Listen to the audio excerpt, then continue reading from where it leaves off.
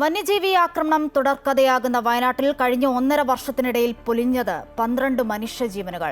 ആനക്കലിയിൽ പൊലിയുന്ന ജീവനുകൾ വയനാട്ടിൽ സ്ഥിരം സംഭവമെന്ന നിലയിലേക്ക് മാറുമ്പോൾ വനത്തോട് ചേർന്നും ജനവാസ മേഖലയിലുമൊക്കെ ജീവിക്കുന്നവരുടെ ജീവിതം നാൾക്കുനാൾ ദുസ്സഹമാകുകയാണ്. കാടിറക്കം പതിവാക്കിയ വന്യമൃഗങ്ങളെ പ്രതിരോധിക്കാൻ സംവിധാനങ്ങളില്ലാത്തതിന്റെ ഒടുവിലത്തെ ഇരയായി മേപ്പാടി അട്ടമലയിലെ ആദിവാസി യുവാവ് ബാലനും മാറി. 1.5 കൊല്ലത്തിനിടെ ആനക്കലിയിൽ പൊലിഞ്ഞത് 12 മനുഷ്യജീവൻ. ഒടുവിലത്തെ ഇരയായി അട്ടമലയിലെ ആദിവാസി യുവാവ് ബാലനും. കഴിഞ്ഞ ദിവസം നൂൽപ്പുഴ ഇരുമ്പുപാലത്തിനു സമീപം കാട്ടാനയാക്രമണത്തിൽ മനുവെന്ന ആദിവാസി യുവാവും കൊല്ലപ്പെട്ടു.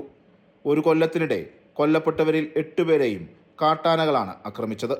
ബാലന്റെ മരണത്തോടെ കഴിഞ്ഞ 35 ദിവസത്തിനിടെ ജില്ലയിൽ വന്യജീവി ആക്രമണത്തിൽ കൊല്ലപ്പെടുന്നവരുടെ എണ്ണം 4 ആയി. 2024 ഫെബ്രുവരി 10 മാനന്തവാടി ചാലിഗദ്ദ പടമല പനച്ചിയിൽ അജീഷാണ് കാട്ടാനയുടെ ആക്രമണത്തിൽ കഴിഞ്ഞ വർഷം ആദ്യം കൊല്ലപ്പെട്ടത്. അജീഷിന്റെ മരണത്തിന്റെ വാർഷിക ദിനത്തിന്റെ പിറ്റേന്ന് തന്നെ വീണ്ടും മറ്റൊരാളുടെ ജീവൻ കാട്ടാനയെടുത്തു. വന്യജീവി പ്രതിരോധ പ്രവർത്തനങ്ങളിലുണ്ടായ വീഴ്ചയിലേക്ക് വിരൽ ചൂണ്ടുന്നതാണ് ഇത്തരം അക്രമ സംഭവങ്ങൾ.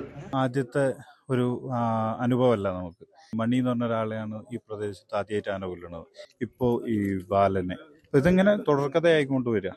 കാരണം ഇവിടെ സാധാരണക്കാരന് പുറത്തിറങ്ങി സൂര്യവിഹാരം നടത്താൻ പറ്റാത്ത സ്ഥിതിയിലേക്ക് ഈ മേഖല മാറി. കർണാടകയിൽ നിന്നും പിടികൂടി റേഡിയോ കോളർ ഘടിപ്പിച്ചു വിട്ട ബേലൂർ മഗ്ന എന്ന കാട്ടാനയാണ് അജീഷിനെ പിന്തുടർന്നെത്തി ആക്രമിച്ചു കൊലപ്പെടുത്തിയത്. ഇതേ തുടർന്നുണ്ടായ പ്രതിഷേധം അണയുന്നതിനു മുമ്പേ ഫെബ്രുവരി 16 വീണ്ടും കാട്ടാന മനുഷ്യജീവനെടുത്തു. കുറുവാദ്വീപ് ഇക്കോ ടൂറിസം ജീവനക്കാരൻ പാക്കം വെള്ളച്ചാലിൽ പോളാണ് കൊല്ലപ്പെട്ടത്. മാർച്ച് 28 മേപ്പാടി വടുവഞ്ചാലിന് സമീപം കാട്ടാനയുടെ ആക്രമണത്തിൽ പരപ്പമ്പാറ ഗോത്രഊരിലെ സുരേഷിന്റെ ഭാര്യ മിനിയും, ജൂലൈ 16 കല്ലുമുക്കിൽ മാറോട് കോളനിയിലെ രാജുവും, നവംബർ 3 കാട്ടാനയുടെ മുന്നിൽ നിന്നും രക്ഷപ്പെടാനായി പുഴയിൽ ചാടിയ കർണാടക വനവകുപ്പ് താൽക്കാലിക വാച്ചർ ബേഗൂർ സ്വദേശി ശശാങ്കനും മരിച്ചു. ജനുവരി 8 പാതിരി റിസർവ് വനത്തിൽ കാട്ടാനയുടെ ആക്രമണത്തിൽ കർണാടക സ്വദേശിയായ വിഷ്ണു കൊല്ലപ്പെട്ടതാണ് ഈ വർഷത്തെ ആദ്യ വന്യജീവി ആക്രമണം. ജനുവരി 24 കടുവയുടെ ആക്രമണത്തിൽ മാനന്തവാടി പഞ്ചാരക്കൊല്ലി രാധയും കൊല്ലപ്പെട്ടു.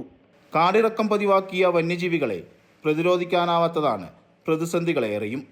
ജില്ലയിൽ നിലവിലും പലയിടത്തും ഫെൻസിംഗ് അപര്യാപ്തമാണ്.